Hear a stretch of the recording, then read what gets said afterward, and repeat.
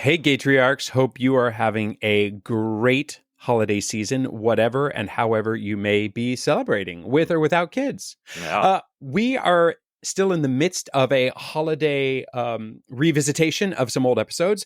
One of our favorites was 2.Ladies.and.2.Babies. David, how did you find 2.Ladies.and.2.Babies? Literally, it came across my TikTok feed. Caitlin and her wife basically make all this hilarious content on TikTok, and of course, Instagram as well.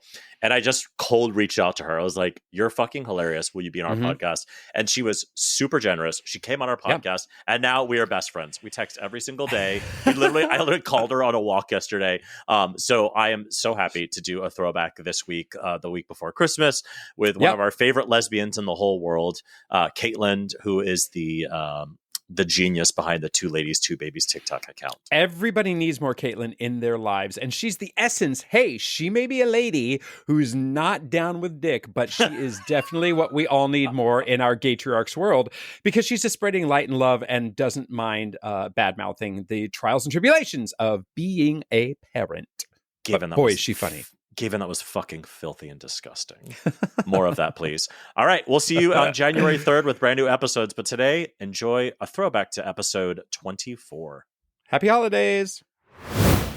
So, keeping in line with, frankly, the theme of the day, which is, I would say, our theme today, it's like Sesame Street at the end, say, this show was brought to you by the letter A and the number 17, right? Well, sticking with our lesbian theme here, which has been, by the way, awesome. Like, I need to make that disclaimer. Okay, shut the fuck up. It's fun to watch you watch yourself and then crumble into pieces. Oh my God, I hate myself sometimes. And this is Gatriarchs.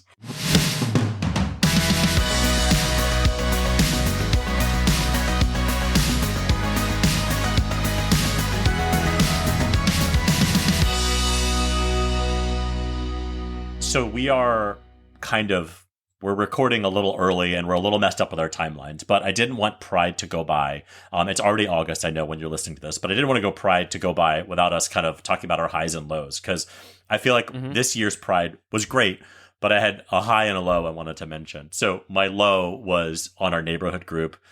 Somebody posted, can you believe that they posted an LGBTQ Pride little rainbow in the hallway of the elementary school? And of course the Facebook feed fucking blew up, and Facebook fights, catnip for me. Catnip. Cannot. I was not aware of that. I can't help hello, myself. First of all, okay, boomer. Yeah, oh, totally. Okay, total boomer. And so I got in there and I was like, so people were arguing back and forth, like, should it be posted? You know, how dare they, blah, blah, blah. So I popped in and was like, hey guys, gay dad with a son who's going in elementary school next year, here's my point of view on this. And everyone was like, well, yeah, but then they're going to have to describe what LGBTQ means to a child. And that's just protect the child. You know, it's all the smoke screens, right? So that was my low for Pride, because it made me feel really fucking shitty. It made me feel like, God, you know, you get really comfortable in a neighborhood and then you just remember, oh yeah, you're reminded that there's some kind of sleeper cells out there. And in those sleeper cells, they must have been just a very vocal minority, right? From on the fringes of your town, or are these people that you actually know? No, it's a vocal minority, but I think what makes it feel so fucking shitty is that it's the wrapped in positivity. It's like, no, I have no problem with the gays. It's just I'm protecting the children, right? If people were out there saying, you know, kill the queers, it would actually make me feel a little safer in a weird way. Cause it's just like, I know those people, I know where they are. I can, you know what I mean? Like, but it's the people who pretend that this is all in service of a child's future, which is all a lie, as we know. So anyway, that was kind of my Pride low. My Pride high was, we have a giant flag out, Pride flag out for the month of Pride. And it's 3 feet by 2 feet. It is obscene. No, it's 3 feet by 5 feet. Anyway, we put it away, and that day, this woman came walking through our neighborhood, like an older woman, and she was like walking for exercise. And we were outside playing with our kids, doing chalk on the front sidewalk, and she just waved at us. She goes, "Happy Pride." Nice. And it was just like this reminder of like, she has walked by our house before. She knows we're gay dads. She's seen the flag. It was not up at the time, but she wanted us to know. It's like that woman in the parking lot I talked about 10 episodes ago. I remember. It's like she wanted us to know that she sees us and that it's cool. And like that sort of thing is so meaningful to me. So that was my high of pride. Yep. What about you? Visibility and representation. Well, so interestingly enough, in my community, this is funny. I thought about whether I wanted to bring this up or not, but it's definitely bringing it close to home that we recently have a bit of a scandal going down because of a book that's in the library. Drama. And it is a bit of like the Moms for Liberty are they coming into my little tiny town in Connecticut, which is very possible because, of course, I mean, we aren't super, super red. We aren't super, super blue. We're pretty middle of the road. I mean, we're like, it's Connecticut politics. There's a lot of New England Republicans here who are kind of in the shadows and unfortunately being overpowered by the greater DeSantis agenda. And the book is basically frankly, for lack of a better term, a graphic novel. So it's illustrated. It's a graphic novel that is almost like a sex manual for teens and even tweens. Mm-hmm. And it's meant to be instructive. It's meant to be, the way I see it is, it's sex positive and it is not misogynistic, violent porn.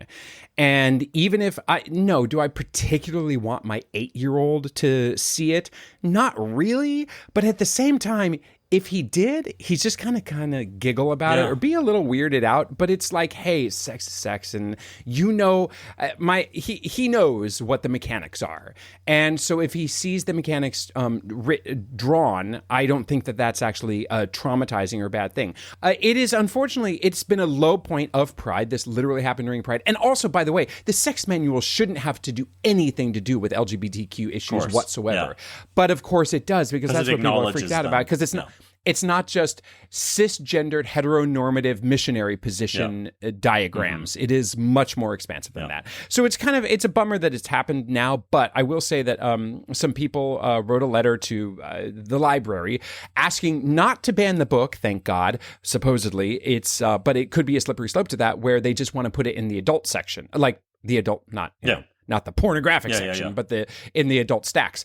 And so 150 people signed that. And then the other side, which I signed, wrote, no, listen, this is a slippery slope to banning books. This is censorship.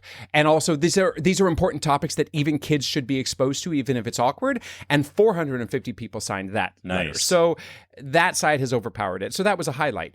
And then as I keep talking here, moving into the highlight for me for Pride was I went to my local hardware store just the other day, and it is in the middle of nowhere. I mean, absolutely off the grid. You can't even get Wi-Fi service there. It is in the middle of nowhere.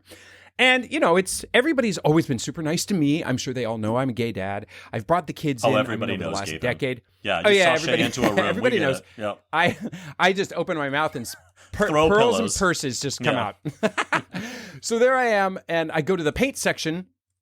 I'm asking some advice about some paint, and then I notice that they have a little cup that has a rainbow on it and said Pride. And I'm like, and the cup had paintbrushes in it or something like that. And I said, oh, wow, hey, just like, thanks for the visibility. And the woman said, oh, yeah, I had a whole Pride display earlier, and I used the paint chips, and the colors, and I made a whole rainbow wheel, and I said, Happy Pride. And I said, how did people react to that? And she said, most people just said, hey, thanks, hey, Happy Pride, this is great. And I'm like, we are in the middle of nowhere. Yeah. This is absolutely amazing to me.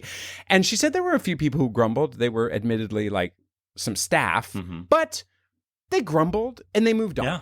And I'm okay with people grumbling and moving on, frankly. I mean, feel your feelings. That was a full high nice. Of Pride, was real representation out in the middle of nowhere. Loved it. So we posted on our Instagram account for Father's Day. Again, we're recording a little ahead, but we posted like Happy DILF Day or something.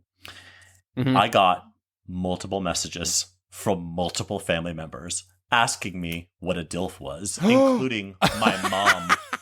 My mom goes, what's a DILF? And so now I'm having to just like, do I just say the words? Do I allude to it? Because, even though I'm 43, I still don't like to say dirty words in front of my mom. She listens to the podcast. I told her this is a very explicit podcast. So, she asked. And then also my sister, I heard, texted her daughter, my niece, like, what is a DILF? Because she wanted to know, but she didn't want to me to know that she didn't know. So that was kind of fun having to tell my mom what DILF means. And how did she respond to that? She was like, oh, like, she was a little shocked, but yeah, we support DILFs here.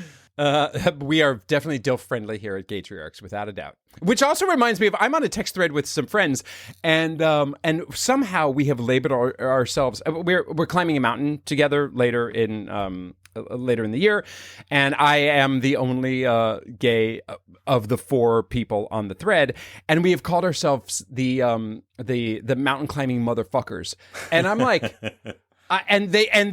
We shared each other on Father's Day. Hey, happy Father's Day, mountain climbing motherfuckers. And I'm like, we might want to expand that a little bit. Like, happy Father's Day, fatherfuckers as well, right? We need some representation in there. Totally. And speaking of curse words, let's move into our top 3 list this week. Let's do it. Yes. Tell us about it. So this week, our top 3 list is top 3 favorite curse words or phrases. Mm-hmm. I love to curse. I think you know that. So here are my personal favorites. Bring it on. And number 3, dickhole. Stop being such a fucking dickhole. Number 2, dildo. Listen, I'm pro dildos are wonderful, but I like as a slur, like, you fucking dildo. Mm-hmm. That's my number 2. Mm-hmm. And number 1, it's classic, it's old school, but it just feels so good to say, asshole. Stop being an asshole. Yeah, that's number 1 for me. What about you? This all reminded me of, oh God, I'm going to both show my age in referencing old movies and the fact that I can't remember exactly which movie it is. Oh, it's E.T., where Elliot calls his brother penis breath. Nice. For me, number 3 is penis breath. Penis breath. Bring it at old school. Number 2 for me is, damn it! And that's because I realized that we needed to start watching what we were saying in front of our kids when my kids started saying, damn it! And I thought, wow, do I really have that inflection when I say, damn it? And then finally, number 1 for me is, well, sorry, I have to tell the story about it. I will always remember, this is my greatest parenting story. Should I lay down? Should I get comfortable? Just I do know how to drag out a story or drag out a top 3 list. We were decorating for Christmas a couple of years ago, many years ago. And I asked my kids, hey, by the way, you know what Christmas is about, right? We aren't super religious people, but I think it's good to know if you're going to celebrate a holiday that that you know why, the reason for literally the reason for the season, right? Well, it's to get presents. Well, yes, it is to get presents, and also and also for Santa Claus. Yes, there's Santa Claus, and I said, and also traditionally and historically, that's when Jesus was born. And my kid goes, you mean Jesus fucking Christ?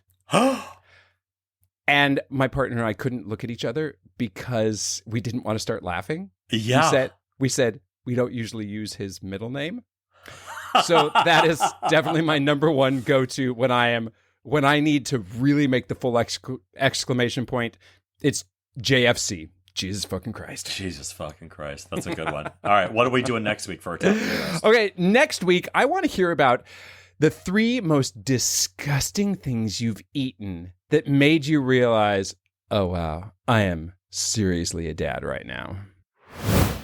So our next guest is the mastermind behind the brilliance that is the 2Ladies.and.2.Babies TikTok account. Yes. And if you haven't seen it, you are missing out on some borderline perfect parenting content. I personally consider them the lesbian version of me. So please welcome to the show, Caitlin Plaskett. Hi, Caitlin. Hi. Good morning. Good morning. How are you, lovelies? Just before this, you said that you consider us the 2 gay aspects of yourself, just split into yes. like just the yin completely and the yang. Divided. Yeah, you guys are basically my dads here. It's like you're like you created me. Ooh, I was hoping for like younger, better-looking brother or like rich you nephew. No, you are literally branded as Gay Dad Podcast. So like, okay, thank you. Yes, you're right. And then you're right. She's leaning into exactly the way we market ourselves, and then look at us being all frail and insecure about our age issues. So yes, you're right, Caitlin. You're exactly right. We'll be your daddies. We will absolutely be your daddies. I'll take it. So for those of you out there who are listening who have not experienced the 2Ladies.and.2.Babies, I think I came across you like probably most people, which is just like randomly in my FYP. And it was like, let's see, David is for sure gay. This is the algorithm talking. David is gay.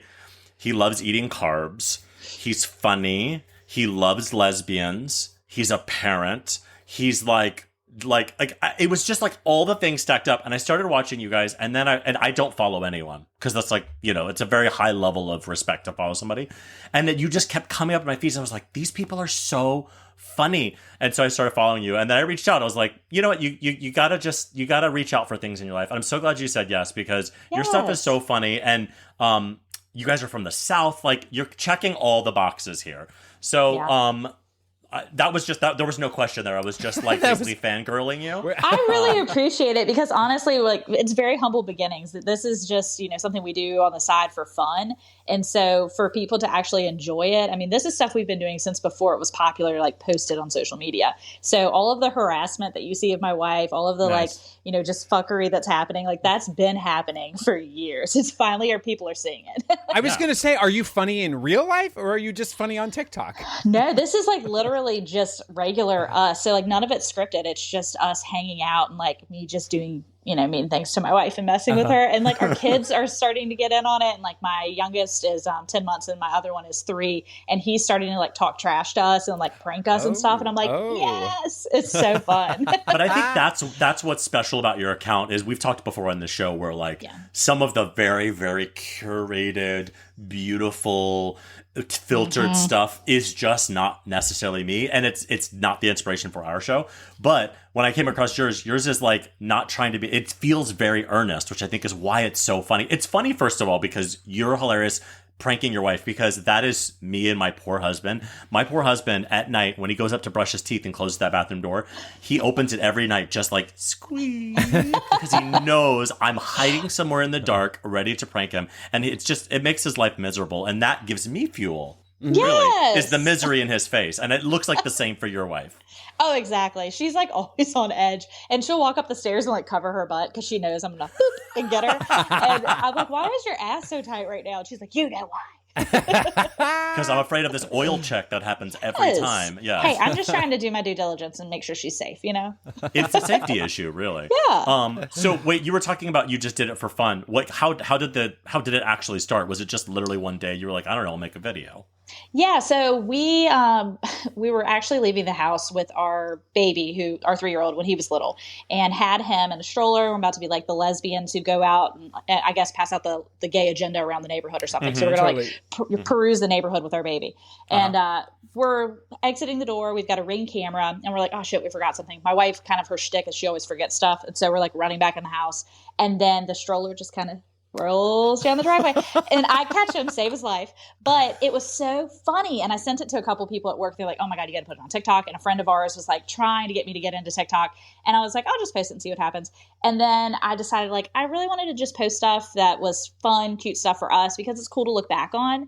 And then it just continued to get views and more followers and more engagement. And I was like, all right, this is cool, I'll keep doing it. And so I just made it more intentional, and it's been 3 years now, and I haven't looked back since.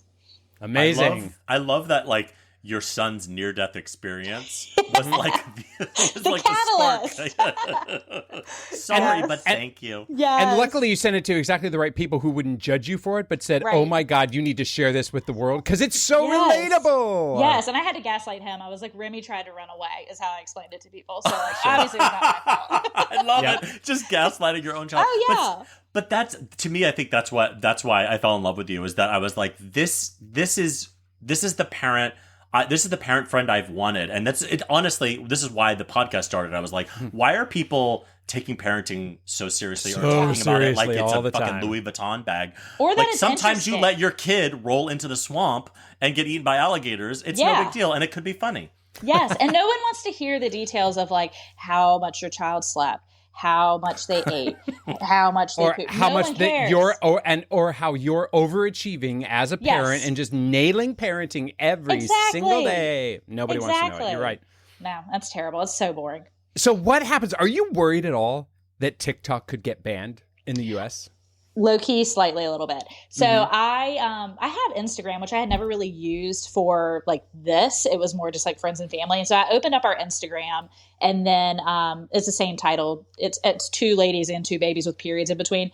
And then I also opened up a backup YouTube account just because I'm like, I don't know if this could go away, but it's become like a really cool way to connect with people. And to be quite honestly, a side hustle. So Yeah. I don't want it to go away, but I really kind of put the focus on the TikTok. I'm really hoping it doesn't go away, but America. So who knows? I mean, and that is why this like social media world is like, it's a little Wild Westy where it's almost gold rushy, where it's like, these careers, these people who are making 500K a 1 year minute. in 1 minute, and could just turn around by a company's decision to limit a certain amount of content or to shadow ban you or all the things that happen. So I think you being in a right place is like, yes, it's nice to have some extra money for all your fine jewels, to keep up that habit. But also, if it goes away, it was just a fun thing to begin with. But it's hard when money starts coming into it, because you're like, I gotta feed my habit of, I don't know, what is your vice? What is your parenting vice? So I have become quickly addicted to White Claws, and honestly, you're such a redneck. I love it. I know. I I'm love white trash. But around here, it's what all the girlies drink. So like, I really was worse before. I was a High Life drinker. And I love High Life. Such a lesbian. But you know what? You're a lesbian. That's allowed. That's allowed. It's like on if brand. David and I drank that, not No allowed. But if you drinking it, totally okay. It would be way too butch for y'all. As is White Claw, frankly, for that matter. Yeah.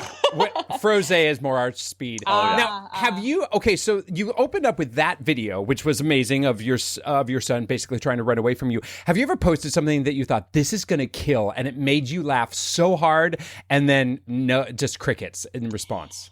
Yeah, we've had like a couple. Like there was one where my wife and I were fighting over like the phone charger, and honestly, I was using it. It's my phone charger, and then she comes in and she's like, "Well, how charged are you?" I'm like, "No, that's not relevant. Like you have your own charger. Leave the room and go and get it." Yeah. And so like I was like, people will relate to that because it's just like normal, like spousal fights or like partner fights, and that was like, it didn't do bad, but it was like, meh.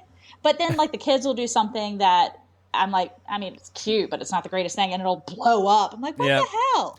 So audiences love kids and drunks. That's rules of musical theater. That's kids why and I do drunks. Well. Yes. But it's so funny. Like I have to say, I have a TikTok account where I have this one video that like has like 2 million views, and it was just this random. I was like, oh, my daycare photos that they send me are kind of terrible. I'll make fun of them, and then I'll curate these like genius ideas in my head. I'm like, this is going to change the world, and it was like 200 views. Yeah. And I'm like, oh, what? It's really weird. And supposedly the algorithm works. Like there's a million different factors in it, but like supposedly like certain milestones. So like post number 38, regardless of what you post, they're going to push it. So like there's like weird things like that too, but you don't know what they are. So I've had ones that like one of my baby when he was sleeping, and it was like, 3 months versus 6 months. And it was like one of those boop and it goes to the next thing. Did great. I'm like, why? That was so boring, not interesting. But like you said, you do something really great. That's adjacent to you parent bragging right there that we say nobody wants to look at. Come on, audiences. You should think higher than this. Do better. Go for the drunk lesbians. What do you guys do in real life? What is your real world? Yeah. So my wife is a detective for a city around here, like a larger city. And then I am a social worker for like a social services. So do people recognize you in the real world? Yes, it's very crazy. So it's not like a ton, but we were like at a Greek festival of the city the other day, and a girl came up and was like, "Oh my God, I love you guys." And I always carry stickers, so I give stickers out. But like we were at a pumpkin patch. My wife gets recognized at work a lot. So because she's in the city. Does she have to be careful about that? I mean, honestly, with the work she does? Yeah, a little bit. She's not as out in the community, like physically out. Like she's very gay. That's very obvious. But she's not. So gay. Yeah, she's been gay since she was like 8, like blatantly gay. But she's like more like in the office and stuff now because of the detective side. So she's like not on the street walking around as much unless she's investigating. So she's not as public figure as she used to be. But oh my God, when she'd be like on an elevator and they're like, "Are you?" And she's like, "Yeah." So it was just funny. I mean, that could be another twist, certainly to NCIS or Law and Order, where like the detective's going up to interview a murder victim or murder suspect, and they're like, "Wait a minute, but aren't you also a social media influencer?" Didn't you steal your wife's charger the other day, and it didn't do very well, that video? I remember that one. That was also a crime, charger. So you have 2 boys. Tell us about how these boys came into your life, because we all, as gay parents, have interesting parenting stories of how it happened. Because it didn't happen because of White Claw. No, and it didn't. And we tried and tried for years the natural way, and it just didn't take. So we decided to go the medical route. So we did an anonymous donor who we got through a sperm bank because we didn't want to know the person or have them part of our lives. It felt too messy. And honestly, like emotions wise, I didn't know how I'd feel about that. So we did a donor, and then my wife went first because she's older. And so she did IUI, and we got Remy, and then we had one vial left, and I did IVF, and we Tell got us what IUI means. Tell us what that means. Yeah. Yeah. In basic terms, it's basically like a turkey baster method. So it's intrauterine insemination. They draw up the good old baby juice and shoot it in, and good luck. So it's not like they're not extracting eggs. They're not doing anything in the lab. It's just literally not turkey invasive. baster. It's a little White Claw adjacent, though. I mean, that is pretty People close. do it at home. We did it at the doctor's office. So I remember seeing a weird late 80s, early 90s documentary about this gay couple who wanted to have a baby, and they had their surrogate, and they did this like ceremony in their apartment, and they literally like the two guys went into the bathroom and like created the juice, and then like she went into the, it was like a whole thing. I remember even at the time being like, this feels uncomfortable. Like, I don't know about this. But wait, tell us about choosing your sperm donor, because I think choosing our egg donor was one of the most weird, uncomfortable things I've ever done. Tell us about how it was. Oh, really? Oh, I loved it. It was, so my wife is like kind of more like low key and chill, and she just lets me like do most things, and then I check in with her and see like what her opinion is. So I'm on there, I'm like going through profiles. It's basically like online dating, but you don't have to sleep with them. You just have to raise their children. So I was like, so you get to like look at their stats, and like it has everything down to do they like cats or dogs? Do they play an instrument? Like what their sign is, which I don't really care about that. But I was just like, are you stupid? Do you have any diseases that I need to be worried about, or any like genetic things I need to be worried about? And, we wanted to find someone who looked like either one of us. That way our kids may resemble us in some way. And the person we found, who did you vote for in 2016? Like that should be on there. Yeah, right? it should be, right? Yeah. Ugh, Coke or Pepsi, White Claw or whatever. But they had a guy on there who looks exactly like my wife as a little kid. So it's like just a little kid photo. And we were like, oh my God, that's the guy. That's him. And it's pretty wild. I mean, and they had discount babies on there. So they had guys on there. There's coupons? Oh my God. You found a coupon? I love a coupon. I love a coupon. you and I, yes. Okay. Yeah. That's our thing. But no, they literally had profiles on there that they were like discounted because quite honestly, they were really ugly babies. Oh my God. It's like, man, you know who's going on there. Sperm. That was my Grindr name in college. Discount sperm.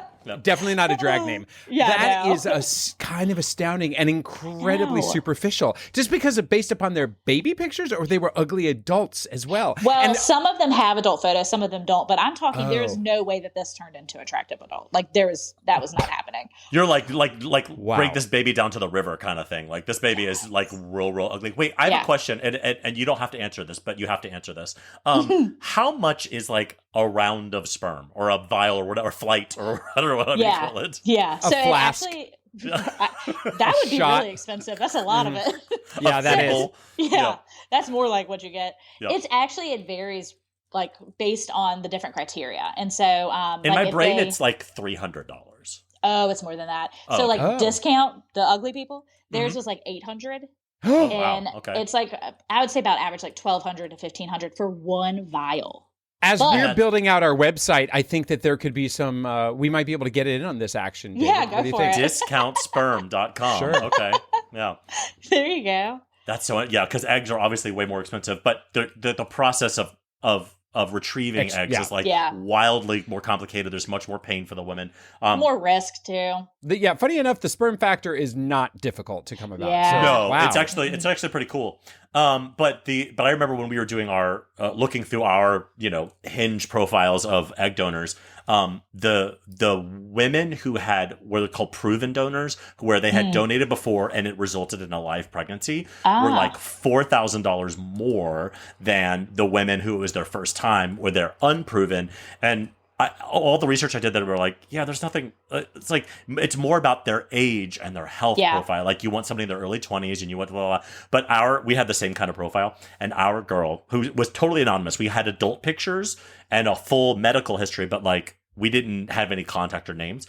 But she had, on like her hobbies, she said likes country music, and I was like, oh God. please don't be a Trumper. You know what I mean? Like I was so afraid. All of our other things were very sweet, but that one little country, and I like country music, but I was like, something about it just made me a little nervous. Those assumptions we make about it, that's for sure. It's a lot of baggage there. Oh yeah, I mean, but that's like our trauma and our experiences being translated into a song. True, 100%. Yeah. Aside from Lil Nas X, for sure. I mean, along those lines, then what is it like? How comfortable do you all feel in where you are, and what's it like? Are you the poster children for lesbian parenting in your area and in the South, or are we making assumptions as Northerners that are unfounded and we need to put to bed? Yankees. Well, we're from Virginia, so like Virginia, I would say is like kind of middle. So like there's parts of Virginia that are like very, very cool, very progressive. And then there's parts of Virginia that are very yeehaw. And so it's like, you kind of just have to know where you're at. But I mean, honestly, this type of family has existed forever. It's just, people have those misconceptions or their perceptions about what it's going to look like. But there's a whole bunch of butch women raising kids and, a lot of single parents raising kids. For us, it's just like, we want to be as typical as possible because we are typical. You know what I mean? Like we're just trying to be good humans. We're all just as boring as everybody else is. Exactly. I was reared in Virginia. I was also born there, but I was reared there. Yeah, so, but in the good part. Insert so many jokes there. But David, you have been reared in so many states. So I don't know why you're just leaving. Walmart, why are you leaving it as Virginia? Lots, you need one of those scratch-off maps.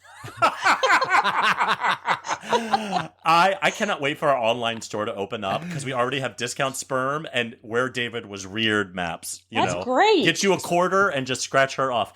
Wait, so your wife did IUI, which you just told us was basically turkey method. How did you have your second son?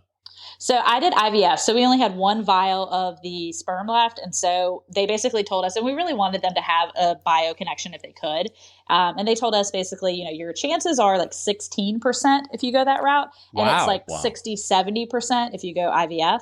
And so a lot more expensive, but we did do IVF. And what's crazy is like, you have the one shot, basically, if you do it with IUI. But with the IVF, they broke that thing down into 3 different vials. Ooh. And then from my one cycle, I got 6 embryos. So really, we could have made like a crap load more kids, but I think we're done. 2 is good.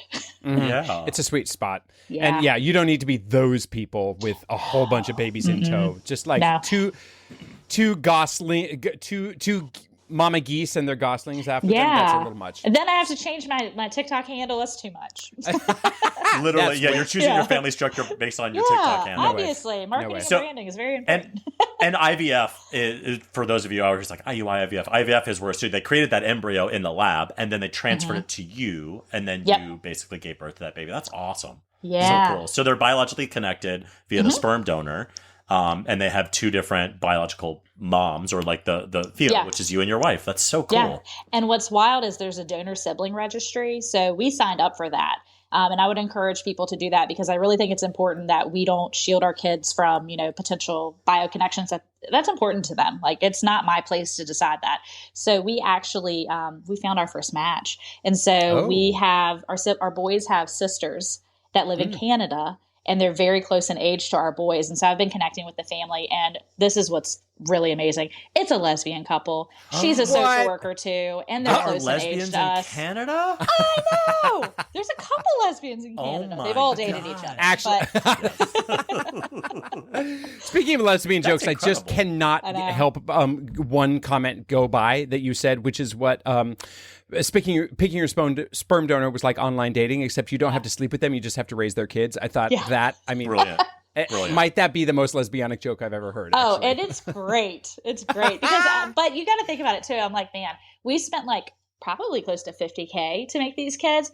I could have just gone down to the bar, and probably got my drinks 2 paid White Claws. For. Yeah, for sure. You definitely could have had those drinks paid for. And might have had fun in the process. Who knows? Let's be open-minded. Speaking of bisexuality, I was like totally fangirling you this morning, and I was found that video of your son saying like you're bi to your wife, and your wife going, no, I'm a lesbian. He's like, you're bi. He's like, no, I'm a lesbian. Which is so funny how like you watch that video and it's like hilarious and funny and everyone's laughing or whatever. And then that is what literally people are so afraid of. Is like, I don't want to, you can't put LGBTQ on the elementary school sign because the problem is that I have to tell them what those words mean. And then I have to explain. It's like, yeah, so you say I'm a lesbian. I love women. I'm bisexual means I love men and women. Like it's so hard for people, but watching that video, you're like, this is simplicity. This Kids is get what you're afraid of. Or And you guys are and they're laughing and you guys are like tickling each other. It is adorable video. But like she's like it's just funny. And my other personal favorite video of yours. Now I haven't gone all the way down into the archives. I went, it's a lot. It's a lot. But one of my favorites is when you guys are arguing about whether your cat is gay or not, Miller. And how like and how like you say come out Miller's like Miller is not gay. He's like Miller's gay. It's hilarious because we all know all cats are a little bit gay, but like I didn't know if he was like fully gay. No, he's fully gay. For a while he was on the fence, just kind of like queer and questioning, but no, we're out. He's totally out. Wow. It's fantastic that you were able to provide that warm environment for him to come out in. He was kind of drug out of the closet by our baby. So, he really is the one who outed him. Classic. Wow. Now, occasionally does your wife, I mean, she often is the butt of the jokes, frankly, and she is the target of an awful lot of your terrorism there. Yeah. Does she ever come to you with ideas on TikTok and you're like, no. Honestly, Caitlin, you're a comedy terrorist. I know. I call myself an agent of chaos. But no, she doesn't really, because it's like usually not scripted at all. So it's like very just like, what's happening in front of us. And I'll be like, oh my God. And I'll just like grab my phone. But, every once in a while she'll be like, did you see him? Did you see what he's saying? And like, then I'll grab my phone and like catch what our kid is doing. But no, she doesn't really like want to do anything, really anything to do with it other than just exist in the world. Right. So like, that's why I'm not in a lot of the content is because it's really just coming from me inciting chaos. But again, going back to what is to me one of the most attractive parts about your account is that it's so authentic. Like there's the inauthenticity that you find in a lot of these accounts. Listen, they're hustling too, right? But when it's so curated and crafted, it just doesn't feel real to me because I'm so attracted to like real parents who are just in real the chaos, thick of it, covered in oatmeal, just like regretting everything that wishing they had that $50K back and could buy a really nice car. Like those are the parents. You know what I mean? But wait, so I have a weird question, but we've talked about this before. Did you have any sort of nerves going into when you found out you were having a boy the first time that you're like, I don't know how penises work? Like, did you get a little weirded out by that, or are you totally like, no big deal? I only wanted boys. So she wanted one boy, one girl. So I only wanted boys. Okay, and don't take this the wrong way, but boys are dumber and sweeter. Girls 100%. Are mean and hostile and scary. I'm like, I don't want anything to do with that. But Agreed. Our boys are so sweet. And I just, I honestly, like, I'm a lesbian. He's learning how to fix the toilet with me last night. Like, those are the types of things that I'm good at. I'm not going to be able to teach him how to do, like, ballerina stuff. Although I think he's going to teach me because his favorite color is pink and his nails are painted and he insists that they're painted. So, good. You made your kid gay. Good work. Great. Yeah. This is the Joe problem. Biden. Yeah. But no, you got your gay agenda, but just not in the direction you were expecting it to be. Exactly. But no, it's really crazy though because like people are like, oh, do you want to try again for a girl? I'm like, absolutely not. Hell no. That sounds terrifying and expensive. So no, we're good with boys. I will say what's happening right now is we're potty training, and Remy's great. Like he's pretty much mastered it, but we have not got mastered standing up to pee. So that has been an adventure. So I'm having to hold his penis to pee because he won't do it. And shockingly, I haven't held a lot of penises. So it's been a real adventure learning how to drive that car. I can tell you, as somebody who's held many penises, that like, having to hold your toddler's penis is probably one of the worst, most awkward experiences. It's awful. But so here's a trick that I learned with my son because it was the same way where like he sat down to learn how to pee, and then we're trying to transition him standing up. Of course, he just wants to piss all over the ceiling. Over the place. He wants to piss anywhere but the toilet. The only thing that's worked for me so far is like tell him, so like the bottom of the toilet when it goes into the valve, to saying like pee into that hole, like aim for that hole. Somehow that and like we tried Cheerios in the toilet, we tried all the things. Somehow aiming for that hole made a difference, and now he mostly tries to aim for the toilet and mostly gets there, but most of our bathrooms are covered in piss.